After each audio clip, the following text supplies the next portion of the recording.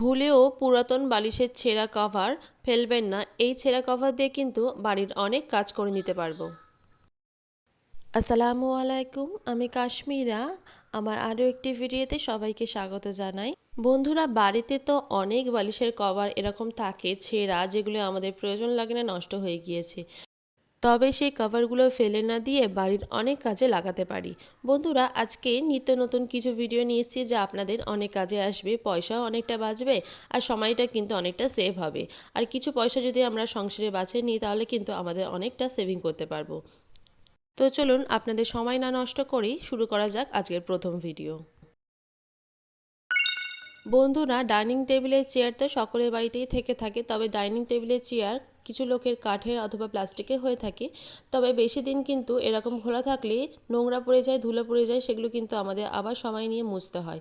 তো একটু বুদ্ধি খাটিয়ে যদি ছেঁড়া বালিশের কভার বা ফেলে দেওয়া বালিশের কভার এইভাবে করে আমরা একটু আইডিয়া নিয়ে করে নিই তাহলে কিন্তু অনেকটাই সেভিং হবে। দেখেন, এখানে আমি কভারটা পরিয়ে নিয়েছি আর দেখতে কত সুন্দর লাগছে। আপনারা চাইলে কিন্তু একটু ভালো ধরনের, দেখতে ভালো সেরকম কভার দিয়ে কভারটা করিয়ে নেবেন। চেয়ারের দেখতেও কিন্তু সৌন্দর্যটা অনেকটা বাড়বে আর একটু বোর ফিল লাগবে না। অনেক দিন তো একই রকম দেখতে দেখতে আমরা বোর হয়ে যাই, তো এইভাবে করে কিন্তু আমরা নতুন করে ফেলতে পারি।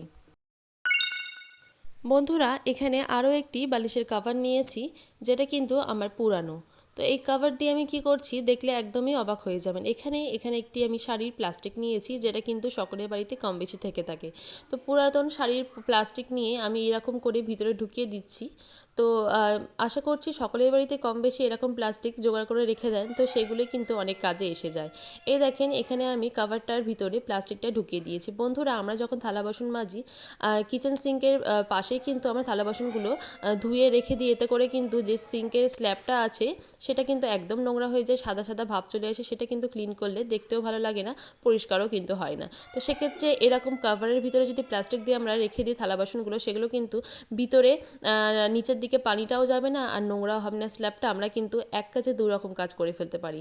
বুদ্ধি খাটিয়ে কাজ করলে কিন্তু অনেকটা সময়ও বেঁচে যাবে। বন্ধুরা, এখানে আরও একটি কভার নিয়েছি আর কভারটা দিয়ে আরও একটি জিনিস বানিয়ে দেখাবো, হয়তো আপনাদের ভালো লাগবে। এই দেখেন বন্ধুরা, এখানে একটি পুরানো হ্যাঙ্গার নিয়েছি যেটা কিন্তু একদমই নষ্ট। তো নষ্ট জিনিস দিয়ে সমস্ত কিছু কাজ করলে কিন্তু পয়সাটাও অনেকটা সেভিং হয় আর আমাদের কিন্তু বুদ্ধি খাটিয়ে কাজ করলে কিন্তু দেখতেও বেশ ভালো লাগে, মনটাও বেশ শান্তি লাগে।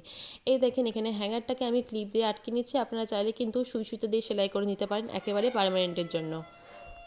বন্ধুরা, বাড়িতে বাচ্চা থাকলে কিন্তু জামা কাপড় অনেক হয়ে থাকে আর বাচ্চারা কিন্তু অনেক বেশি জামা কাপড় নোংরা করে। আর দেখবেন কোনো কেউ যদি আসে তখন যদি বাচ্চাদের জামা কাপড় এখানে সেখানে পড়ে থাকে, সেটা কিন্তু দেখতেও খুব খারাপ লাগে। তো সেক্ষেত্রে যদি যেই নোংরা কাপড়গুলি আমরা পরের দিন কাচবো সেই হিসাবে যদি আমরা এর ভিতরে রেখে দিই তাহলে দেখতেও ভালো লাগবে আর ভিতরে ঢুকিয়ে রাখলে কেউ কিন্তু বুঝতেও পারবে না কি এর ভিতরে কী আছে। ছোটো ছোটো জামা কাপড়গুলি কিন্তু এখানে সেখানে পড়ে থাকে, দেখতে খুবই খারাপ লাগে। তো এর ভিতরে রেখে দিলে কিন্তু খুব একটা খারাপও লাগবে না, পরের দিন আমরা কাপড়টা কেচে নিতে পারবো। মিক্সি তো সকলের বাড়িতেই থাকে, এখন মিক্সি দিয়েই সমস্ত কিছু কাজ হয়ে যাচ্ছে। বন্ধুরা, মিক্সির জন্য কিন্তু একটি নিত্য নতুন আইডিয়া নিয়েছি। বন্ধুরা, এখানে আমি কাভার নিয়েছি, বালিশের যে ছেঁড়া কাভারটি সেটা এখানে ইউজ করব। এই দেখেন, একদম ছিঁড়ে গিয়েছে কাভারটা, সেটা কিন্তু এইভাবে করে কাভার দিয়ে মুড়িয়ে রেখে দিতে পারবো।